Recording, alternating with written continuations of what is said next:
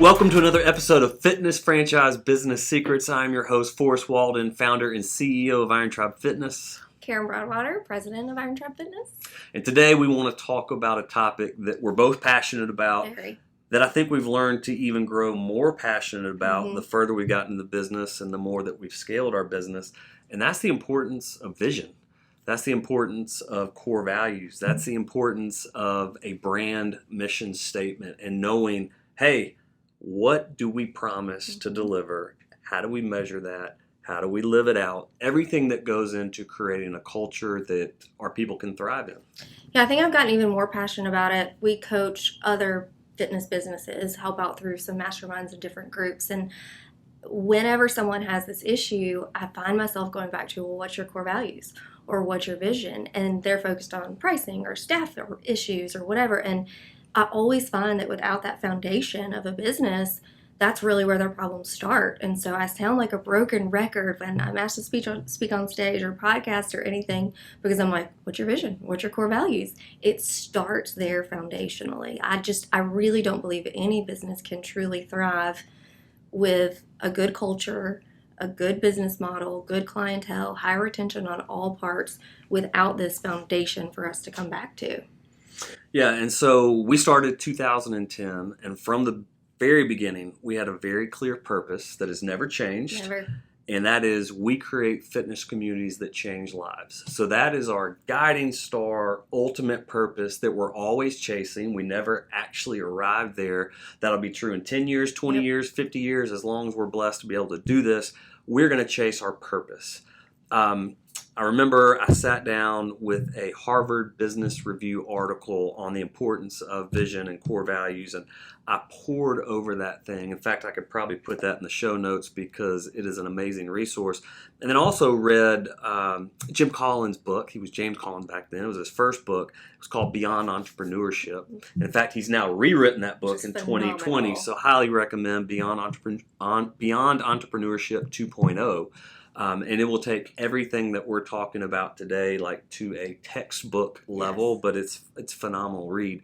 But ultimately, I wanted a purpose that I felt like would be a win-win-win. It wins for us at the top because when we build fitness communities that change lives, that means we're opening gyms that are thriving. For our staff, we know that they win by changing the customers' lives. And then for our customers, they're the ones that are getting their lives changed. So it wins at all levels. But then ultimately, even bigger than that, we do outreach outside of our four walls, whether it's our Workout for Water program, which has now raised over $5 million for our nonprofit partner Never Thirst, or whether it's adopting families at Christmas. There's so many ways we think we live out that purpose beyond the four walls. And of course, what we do in the four walls, but even beyond it. So that's never changed. I set some core values pretty early, and I thought I was pretty much spot on with everything I set. But then when I had a leadership team, I brought all those to the leadership team, and we sat down and wordsmithed them and poured into them and established what we have now. And so I would suggest that you spend some time as the owner, as the founder of your business, thinking through this. But I would suggest that you collaborate on what these things actually are. Purpose, vision. We're going to go through what these are, but purpose, vision, mission, brand promise. Collaborate with a team and let them speak into it as well. And I think I could tell you why that's important, but I think I'll defer to you. Talk about why it's important for the team to get to speak into that. Yeah, first I think it is important that I came into a company that already had them. So whether I had the ability to speak into the first ones or not, it was still the fact that they were important and they were great. I mean, there wasn't anything wrong with the core values. They were definitely helpful in understanding who we were and why we came to work. But as the company evolves, which it will, and in fitness it evolves often, team evolves often, leadership, purpose, all the things kind of just evolve, that you really need to have some more concrete tools to hold the team accountable. We want to be able to say we proudly hire, fire, and we can make decisions off our core values versus just, you are just this ethereal person of core values. We actually want them to be more concrete in the ability to say, if you need to make this decision, which core value helps you make that decision? And that's been integral into us really creating a culture of people who act like owners. Yeah, and I remember specifically when we started the conversation of rebuilding our core values. It was over COVID. Mm-hmm. You said, I really want some core values that have more teeth to Mm-hmm. them that I can hold people accountable to. Yeah. Because, and this really goes back into one of our other episodes where we were talking about EOS and Yep. traction and all that. But talk about how the core values helps us onboard the right people, hold the right people accountable, and make sure that everyone in the organization is aligned and living out this brand from the top down, Yep. but from the bottom up. Like everybody is on the same page. Yeah, so we had a coach during COVID, and he helped us really see just different perspectives from other companies. And one that really stood out to us was Southwest, and they had their core values separated, which was how we show up, because we want to be a whole person, right? Not just on a team. So separating the core values into how we show up and how we treat others, because we believe team unity is huge. And so really taking the two and separating them as we want this person who's passionate, committed, and humble on one side as a human, and we have little bullet points that go with it. But then we also want to have them show up each day as a teammate through teamwork, integrity, and service. And again, that's something we go through in onboarding. So not even onboarding. Sorry, I bring it up in the interview process. That's very important. We try to hear keywords of, do they align with the who we are? Maybe not necessarily the teamwork. They haven't worked with us yet, but do they have the ability to? So it starts all the way from whether we're getting a franchise partner, a new team member, we integrate it into everything we do. We have hashtags on our Slack channel where we celebrate different core values. It definitely becomes something of who we are, not just something that we say that's nice that we just put through the ringer. Just a quick example, because this happened 3 days ago. I went to one of our locations, did a workout before I left for the weekend, and as I was walking out of the gym, not even thinking about it, I stopped and pulled weeds that were right. It just drives me crazy when weeds are right outside You worked the building. in the yard? Well, not technically. But one of the coaches, when I stood up and I had a bunch of weeds in my hand, was standing behind me watching this whole thing and said, always modeling Johnny Bagger service. So one of the bullets under service is have Johnny Bagger service, which is a whole nother story. It's a great story of a Down syndrome kid at a grocery store that was putting quotes in a bag, and everybody wanted to go through his line.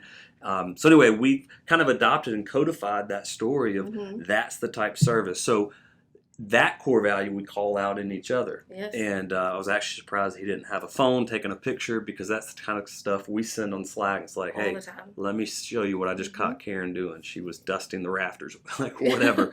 But those are the type of things we want to celebrate and make sure. She said ethereal earlier, which just kind of means mystical. You know, you don't really, maybe was on the wall at one point, but nobody really knows what it is. Hard, like. Yes. How do you measure that? We want to do things that we can measure and celebrate and make sure it's living and active and permeates our culture, and not just something that the leadership team sat down at one point and scratched out on a pad and threw it on the wall and no one ever talks about again. So you use it on onboarding, interviews, onboarding through training and hiring and integrating them into the system. In fact, one of my favorite things to do at our quarterly meeting when all of our team is together is to pick the newest hire and ask them to list all of our core values. And I don't think what my favorite part about that is? What's that? It's not that you ask, it's that our team is so unified, they go ahead and help the person behind your back so that they're like, okay, he's going to call on you. And so even that unity of fun that they step up and really help them, they get note cards, they play it out. I love that plays out our teamwork also. Well, see, I was sitting here thinking our onboarding process was so amazing. That is, because our team is helping them onboard. But I like calling on the newest person and have them stand up and recite our core values. And you do give gift cards, so that makes it even I do give gift cards. I just want to reinforce that. I want to know that I can walk into any location, to any position in the company, and they know what our purpose is, what our core values are, what our brand promise is. And so all of those things help me as a CEO and founder to be able to, when I ask a customer, are we living out our brand promise? Like, I want to hear back from them. Now, will they even know what our brand promise is? Can they say it? No, but when they tell me what their experience is at Iron Tribe, ultimately I'm listening through the lens of this is what we promise to deliver. So at the end of the day, it's foundational to growing your business, Mm-hmm. especially if you want to scale. And that's really what this page and this podcast is all about: scaling your business, growing your dreams. And if you don't have that in place, you're not going to be able to attract the right talent. You're not going to be able to let that talent develop and grow inside of your organization, and they won't know what you stand for. And as you go to scale, each location is going to look less like the first one, and scaling is actually going to become a weakness and not a strength. That's a great point to make, because I think in hiring to core values, we're able to scale. We're in a people business, right? We can't just scale a product. So being able to really put people through a filter of our core values and make certain they're a fit, we could put them in Montana and know that that culture can still be the same because we're still hiring people that fit in that core value, which consistency and scalability is the hardest part of the people business. And I believe that this being our funnel and our filter is why we are successful in community and culture. And I think it's especially true in the service business and in the gym business, even more true, because our product at the end of the day is not our programming, it's not our equipment, it's not how great we teach the squat, No, or our building. a one-arm dumbbell snatch, or any. I don't care how complicated the move is, or the build out. As good as our build outs look and as good as our branding is, our product is our people. Yes. And if we don't get our people right, we don't get anything right. Yeah. And so the biggest compliment I ever get is, Forrest, I don't know where you find such great people. And I said it in the show earlier when we were talking about Karen and I's vision integrators. Like, you have to build great people, but some of the things you'll never build is what, like, we can't teach what their parents didn't. We have to start with people who are solid humans, but ultimately that share these core values, right? And so that's how we can turn someone who is totally in alignment with us. We can teach them the training, and we have all that dialed in, but we've got to have someone who buys into those core values, and then we can deliver people who, when we talk about passionate, they're passionate about people, they're passionate about fitness, they're passionate about changing other people's lives. If they don't check those boxes for us, you can't teach that. You can't teach that, and you won't thrive here. No. Because we've had plenty of coaches, they're passionate about fitness, but they're not really passionate about people. They're passionate about their own lifts. They're passionate about how they look in the mirror. They're passionate about the sport of fitness. When ultimately what we want is someone who's more passionate about getting someone off the couch and thriving in the program than they are about their own results. That's when we know we have a great coach. Yeah, every time that we get someone in, it goes the opposite way. Some people love people more than they love fitness, and they get exhausted with using fitness as a tool. So it definitely goes both ways on both sides. But finding the right people, and then really onboarding and championing them really well through the core values, bringing them up throughout the process, making certain that we celebrate them, that other people call out their core attributes, and also that first 90 days says a lot. So if they're not living out core values, they're not really grasping anything, you just got to make a change quick. I know that's not really this topic, but it'll show out over time. Even if you think your interview skills aren't great, they'll show. They can't hide their core values or lack thereof for 60, 90 days. And at that point, you got to make a quick change, because you also can't change their core values. They can't all of a sudden become the person you want them to become. So I think a lot of people get the need to have them. I think where this falls down in execution a lot of times is, how do you truly measure these things? Yeah. Right? It just seems like, I want them to have these characteristics, but like in a review, how would I actually come back and say, okay, we hired to these things, we talked about them in onboarding, how are they being lived out? So you want to talk about get it, want it, have capacity? Yeah, actually on two levels. So we talked about traction in an earlier episode, and so there's 3 ways to rank someone. So get it, want it, and has the capacity to do it. So I could rank Forrest and his job. Does he get it? Meaning, does he totally understand what it is that he's doing? Does he understand why he's doing it? Does he understand the vision, mission, all of those things? Check, yes, great. Does he, get it, want? Does he want it? Does he even want the position he's in? Like, if he was an integrator and we put him in a visionary role, that he doesn't want that role. So he's a visionary in a visionary role. He wants it. He wants the position. He wants to take it on. And then capacity. So that's not just necessarily knowledge based. That's time based. That's, let's say he was a dad and of 3 triplet newborns. Does he even have the time to invest in a visionary style role? So capacity, just on books, what that looks like, time-wise, management, all the things. So he does have the capacity to do what he's doing right now. So those would be 3 positives. But how we integrate the core values into it, personally, how we do it, I don't know that we were even taught this way to do it, but we send out a survey to our coaches to rank themselves on their core values. So they have to rank themselves 1 to 5 on core values, get it 1 and have capacity, and then they also rank us. So we're very transparent in, they go through, we ranked each other. We are very, very open about how we rank each other. And then we sit down and say, do we agree or disagree? So we might sit down with a coach and there's an area, maybe they said, I'm passionate about fitness, and we don't really agree. So we would have that conversation of what it is, or how they could improve. And we do that at least once a year. Our managers try to do that every 6 months, maybe every 3 months for new staff. But we integrate that in self-evaluation and then conversation around it. Yeah, and so that's where the stickiness is, right? Mm-hmm. That's where this stuff really gets lived out. And I kind of blew over this. I want to go back to 2020 because it was an unprecedented time. Everybody's sick of that word at this point. But for fitness, I mean, we were shut down. Mm-hmm. Our class size was cut in half, and it was just, we weren't coming into the office, and No. there was all this time to reflect on, okay, this is hard. We don't know where we go from here, and we hired a coach. And we already had all these things in place, but we wanted someone to come down and like really pressure test us and make sure that, okay, we're very clear on where we are, where we're going, what we want. And so one of the exercises he gave for me to do that I found was very effective was called the 5 Why exercise. And ultimately, it's very simple. You wake up morning 1 and you write down in a journal, Evernote, whatever you use, what do I want and why do I want it, both personally and professionally.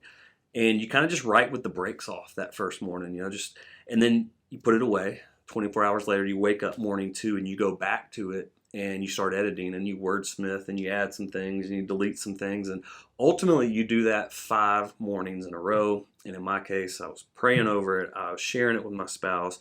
And so by the end of morning 5, you've got a very clear roadmap of, okay, this is what I want. This is what I want personally. This is what I want professionally. And even more important, this is why I want those things.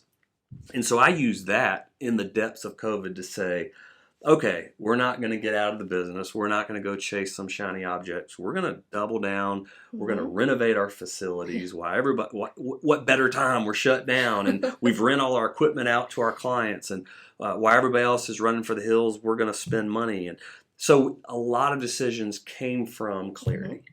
And I think and then we went in and pressure tested our core values and our purpose and got really serious. And so on one side, you've got this tactical with the team. On the other side, you've got this big vision of everyone knowing I'm all in, I'm committed, and we're chasing some really big goals and some really big dreams. So talk about, I mean, even from your role as president, I mean, you could do a lot of things, right? At this point, what you've built here, the skills you've learned here, the number of people you've led, like you get recruited all the time, like you could do a lot of things.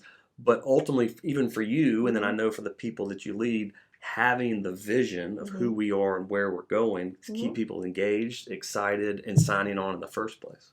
Yeah, I mean, for me, gosh, that's such a loaded, that could be a whole nother podcast again. It's such a loaded question because there's not another place for me at this point because I've always seen the vision. I remember being in one location and you did such a good job, even as just a one location owner. You just knew it was going to be bigger, and I believed that. And I experienced it as a client first. And so experiencing the life change on the front end, I mean, I even remember being like, I mean, we could be like on like Coca-Cola bottles, not that we'd be on Coca-Cola, but like I just thought this is going to be one of those huge brands. And that vision just has never left me, even through the lowest of lows. I just believe this company is going to be huge. Partially, you're at the front of it. I believe I've seen it in my own mind, like this company will grow. And I think the passion that our belief continue, like, you can't shake me. And like, I may have bad days, you have bad days, but you can't shake me of the ultimate belief of where this company is going. And so I don't think you can be around us and not believe in the company, which I think is unique. And passing that down to our team members, investing in them, constantly pouring into them through the core values, constantly pouring through them into belief, keeping our team for a long time. Now they have just, I mean, we were in a team meeting just last week, and one of our team members passionately, we were in an argument, she passionately was fighting against and for, and she was like, and I'm loyal to Forrest and Karen, and that she was just going off because she's worked here 10 years. She's seen the good and the bad, and she is all in, teeth in. In fact, remember when we did core values, we ranked her as like, that's our poster child for core values. She beat us on core values. And so creating this team, to your point, building up people around our core values and continuing to champion these style people duplicates these people. It duplicates the passion. It duplicates the loyalty and the belief and the hard work and the ethic that we really want to put out there. Now, I say that, and just real quickly, I also want to say we've done a really good job in the last, I would say, 3 years since the coaching and getting clear on this, and even working to duplicate that in franchise locations now. I don't think we could have always said we did that well, and I feel like they're all friends and family, and we're all aligning in different areas since we really took this super serious. Absolutely. And how amazing is it when we gather at our annual conferences, which we have on in just a couple weeks, and everyone's dancing from the same sheet of music, whether it's a corporate location or a franchise location, whether it's in Birmingham, Alabama, or Charleston, South Carolina, we're aligned. And what ends up happening because of that is a customer will travel and they'll go on vacation and they'll drop in another gym and they'll come back and say, it was the exact same experience, it's so fun. Which is great. I mean, the branding's the same, the workout's the same, but what we're more interested in is how did they feel? Were they greeted? Were they championed? Hey guys, we've got a visitor from out of town. You know, all the little things that ultimately come out of who we are and what we want. I mean, our brand promise. That's the biggest compliment I can get is your people are amazing. And then my second favorite is when I travel, I felt like home. It was the exact same experience. So if you're listening to this, you're probably in one of a couple camps. You might be sitting there going, man, I just opened and I've just been growing and I've never taken the time to set these core values. I don't know what our purpose is. I don't know what our brand promise is. My advice to you, if that's you, would be to start with Beyond Entrepreneurship 2.0. And it's a little thick. It's a little heavy. It's more like a textbook than it is like a novel for sure. But it will absolutely lead you through exactly how to think through these things for your company.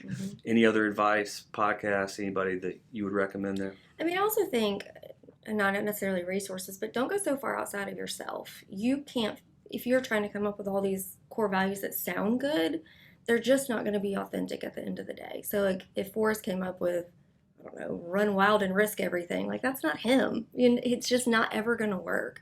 So I think also that inward work of what Forrest mentioned, your 5 whys, I bet when you finish that exercise, you could circle 4 or 5 words that mean something to you that could play out to be your core values that are more authentic than you trying to come up with the perfect ones. I think it's a great idea and a great point, because if you're just word vomiting and, you know, it's going to sound like bureaucratic corporate talk. And it's like, that doesn't really feel like who we are. You can't multiply that. You just can't passionately do the ones that we have now. We can passionately implement because they are who we are too.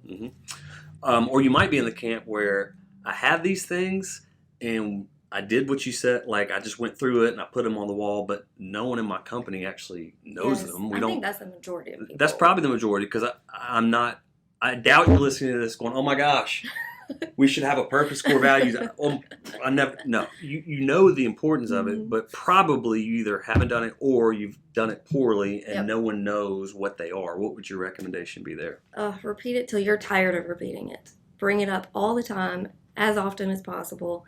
You should be having regular team meetings. Pick one core value that you talk about at the beginning of every team meeting. Just one. You don't have to talk about all of them. One each week. Just change it out. Definitely integrate it in your onboarding process heavily from day 0 to day 90. It should just be almost a daily discussion. And then making certain that truly you're tired of it. Celebrate it, win it. I keep gift cards in my desk just so Forrest can walk out randomly and hand gift cards in team meetings, making certain that that's an integral part of who you are. So not just on the walls, not just on T-shirts. It's got to be in conversations. What is it? It's totally different now, but you have to hear something 7 times. I'm sure it's 21 now before you actually remember it. And we get called out on that before, but it just takes a long time before they remember it and believe that you believe it. So if it's just on a wall and you've never brought it up, there's no reason for them to believe in you. Yeah, about the time you're absolutely sick of saying it, they're hearing it. Right? We all know this too. If you run a gym, it's to your clients too. If you tell them about a new T-shirt, and then one comes in, they're like, I didn't know you were selling that. Same thing. And I actually will check in with Karen. I'm like, okay, quarterly meeting coming up. Do I need to run through core values again? And she's like, yes. And so, I mean, it's just a standard. We have our Coach Con coming up where all our brand coaches come together in Birmingham to be trained for 2 days. We will talk about core values. We'll talk about purpose. We'll start that way. Yes. Like, we're going to have a great 2 days, and we're going to get in the weeds, and we're going to talk about iliopsoas and all the cool things. But we're going to start with, why are we here? Mm-hmm. What do we do? What is this brand all about? Why are we not like another brand? Because so you can't say it enough. And then maybe you're in the camp of, I've got them, and I just don't feel like they're who we are, and you need to revisit them. And I think that resource would be great. I think the 5 Why exercise would be great. And reach out to us, because we've done it a few times, and we might have some thoughts as well. So this is a huge topic. We could go in all kind of different ways, but ultimately you need a purpose. Why do you exist? You need core values. Who are you? The purpose is like why. The core values are who. And then the mission is what. So you got to be clear about why you're doing it. You got to be clear about who you're doing it with and who you want to attract, because if you're going to grow, you're only going to be as good as the people you attract. Mm-hmm. We talked about that. And then ultimately, what are you trying to accomplish? What's that star? What's that next mountain that you're looking to climb? And everybody knows this is where we're going. This is why I want to work here, because it's not just working at a gym. Let's face it, one of our biggest obstacles we're against is mom and dad and in-laws looking at your potential staff member as a personal trainer going, when are you going to get a real job? Yes. And our people can go back and say, my gosh, we're growing. This is where we're going. We got this huge BHAG in 2030 that we're chasing. And we convert those in-laws, we convert those mom and dads to, not only do they have a real job, they love what they do. I'm kind of jealous of what they get to do every day. So all those things go into you being able to clearly articulate who you are, where you're going, and then get people excited and joining you in that journey. And then you'll start getting those compliments of how amazing your people are, because they really are, because they are your people. Like they kind of live and breathe and have the same ethos as you. So anything to say in closing? I think that ultimately one of our core values is service. And I think if we serve our team well, they'll serve their clients well. And so making certain that you have this foundation for success of vision, mission, purpose, values, all of the thing, and then you just serve them through that, at the end of the day, you can't help but have a good culture. Well said. Thanks for joining us. Let us know what you want us to talk about. We'll be dropping content in the page continually. So we'd love to hear from you. Drop us a line.